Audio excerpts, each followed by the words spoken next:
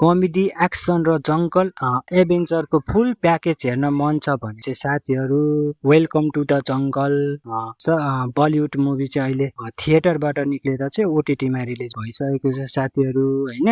यो चाहिँ वेलकम फ्रेन्चाइजको चाहिँ थर्ड पार्ट रहेको छ भने साथीहरू यो मुभीमा चाहिँ स्टार कास्टहरू यति धेरै छन् कि तपाईँहरूलाई मुभी हेर्दा मजा नै आउँछ। र अब यो मुभीलाई चाहिँ प्रोड्युस गरेका हुन् फिरोज नादिवाला, राकेश दाङ र स्टार कास्टमा चाहिँ रहेका छन् अक्षय कुमार, सुनिल शेट्टी, सञ्जय दत्त, अर्षद वारसी, दीक्षा पटानी, ज्याकलिन फरिन्डाज, ज्याकी श्रफ र रणवीर रविना टन्डन र अरू 30 जना भन्दा थुप्रै स्टार कास्टहरू रहेका छन् यो मुभी। अब यो मुभीमा चाहिँ स्टोरीको कुरा गर्नुपर्दा चाहिँ होइन यसमा चाहिँ के देखाउन खोजिएको छ यो मुभीले भन्दा चाहिँ होइन जङ्गल, एडभेन्चर होइन एकदमै धेरै क्यारेक्टर र कमेडी, एक्सन होइन यो सबै चाहिँ तपाईँहरूले यो मुभीमा हेर्न पाउनुहुन्छ साथीहरू होइन। तपाईँहरूलाई चाहिँ फ्यामिली इन्टरटेनिङ होइन कमेडी टाइप हल्का फल्का एक्सन टाइपको चाहिँ मुभी हेर्न खोज्नु भएको छ भने चाहिँ सपरिवार बसेर चाहिँ यो मुभी हेर्न सक्नुहुन्छ साथीहरू होइन। अब यहाँभन्दा धेरै चाहिँ मैले तपाईँहरूलाई स्टोरी भने अलिकति मजा खराब हुन्छ, तपाईँहरूले चाहिँ गएर मुभी नै हेर्नु होला होइन